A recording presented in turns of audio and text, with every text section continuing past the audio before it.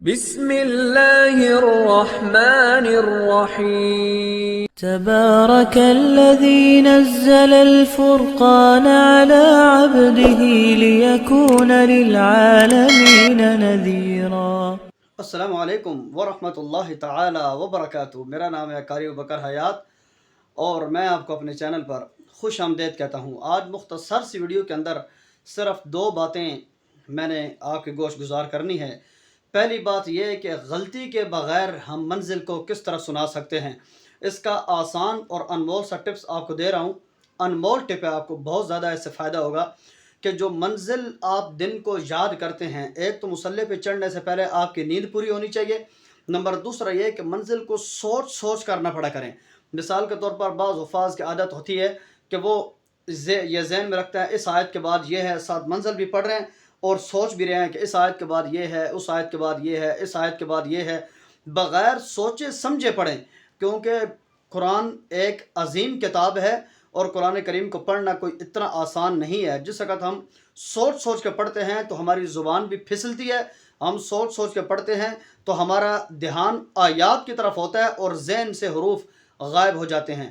ایک تو سوچ سوچ کر پڑھنا چھوڑ دیں، بغیر سوچے سمجھے۔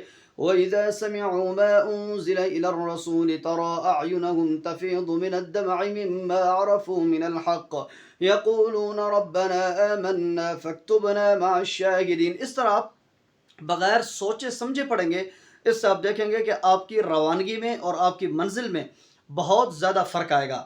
بس صرف متشابہات کو ذہن میں رکھا کریں۔ متشابہات جس ٹائم آپ نے یاد کر لیے، صرف آپ کو یہ پتہ ہونا چاہیے یہ آیت فلاں جگہ پہ آتی ہے اور یہ آیت فلاں جگہ پر آتی ہے۔ اس کے علاوہ منزل کو زیادہ سوچ کر پڑھیں گے تو آپ پھنسیں گے۔ اور نمبر دوسری بات یہ کہ آپ کو اتنی زیادہ میں ٹپس دیتا ہوں قرآن یاد کیسے کرتے ہیں، منزل یاد کیسے کرتے ہیں، تو آج میں دیکھنا چاہتا ہوں کہ میرے چینل سے حفاظ کتنا فائدہ اٹھا رہے ہیں۔ تو کیا آپ مجھے کومنٹس کے ذریعے سے بتا سکتے ہیں آپ کس کس جگہ پر قرآن سنا رہے ہیں اور آپ کی منزل کیسی جا رہی ہے؟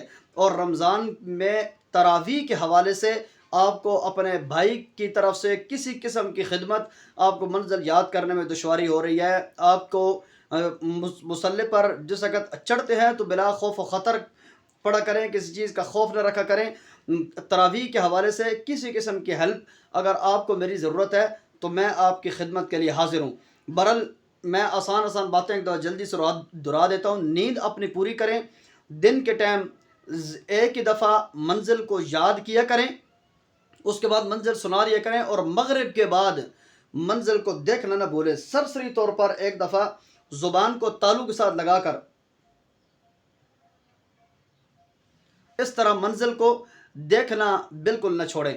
نیند پوری ہونے کی وجہ سے اور مغرب کے بعد کی منزل دیکھنے کی وجہ سے اور بغیر سوچے سمجھے پڑھنے کی وجہ سے آپ کی تراویح کے اوپر بہت بڑا اثر پڑ سکتا ہے۔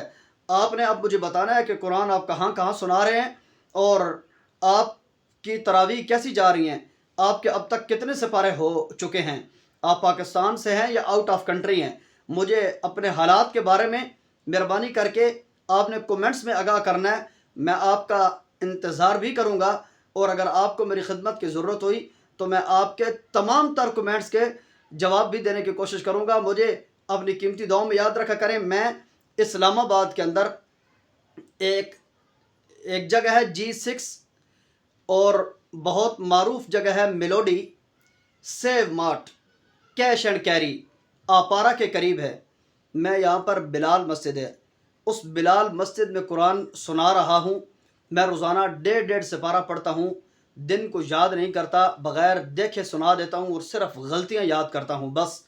اور مغرب کے بعد میں سرسری منزل کو دیکھ لیتا ہوں، اور اب تک میرے 7.5 پارے ہو چکے ہیں۔ آج میں نے 6 پارے ہو چکے ہیں۔ آج میں نے 7ویں پارہ پورا اور 8ویں پارے کا آدھا یہ میں نے پڑھنا ہے۔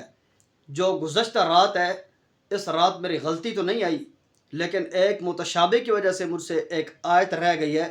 میرا طریقہ یہ ہوتا ہے کہ جو آیات رہ جائیں وہ میں ذہن میں رکھتا ہوں، اور جب 5-6 آیات مکمل ہو جائیں، مثلاً کسی پارے میں ایک آیت رہ گئی، کوئی کسی پارے میں رہ گئی، کوئی کسی پارے میں رہ گئی، جب یہ 5-6 آیات ہو جائیں یا 8-10 آیتیں ہو جائیں تو ان 10 آیتوں کی ایک ہی رکعت بنا کر نا میں پھر درمیان کے کسی روزے میں سب سے پہلے مثال کے طور پر ایک آیت 6 میں رہ گئی، ایک 8 میں رہ گئی، ایک 10 میں رہ گئی، یا مختلف آیتیں ہو گئی ہیں، تو 15ویں یا 16ویں روزے کے بعد پہلے 6 پارے کی آیت پڑھوں گا، یسألونک ماذا احل لهم قل احل لكم الطیبات وما علمتم من الجوارح، اس کے بعد 10ویں پارے کی آیت پڑھوں گا، پھر 12ویں کی پڑھوں گا، پھر 14ویں کی، اس طریقے ایک آیت ملا کے پورا رکوع ایک قسم کا بن جاتا ہے، میں وہ ایک رکعت بنا لیتا ہوں، اس کے بعد پھر آگے چلتا ہوں۔ تو رات کو غلطی اور تو نہیں آئی، پتہ نہیں سامع کو بھی پتہ نہیں چلا یا کیا 6 پارے کی میری ایک آیت رہ گئی ہے، میں اس کو اس طریقے سے انشاءاللہ کور کرنے کی کوشش کروں گا۔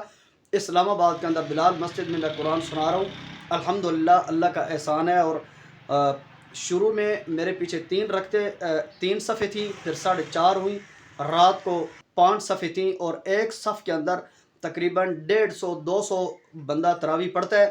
بہت بڑی مسجد ہے، یہ آپ اپنی سکرین پہ دیکھ بھی سکتے ہیں۔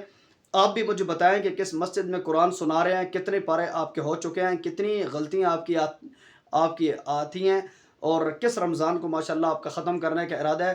مجھے تو میرے نمازی کہہ رہے ہیں 22 رمضان کا میں انشاءاللہ 22 کو ہی ختم کروں گا، تو آپ نے مجھے اپنے حالات کے بارے میں آگاہ کرنا، اور بلا خوف و خطر اور بغیر سوچے سمجھے پڑھا کریں۔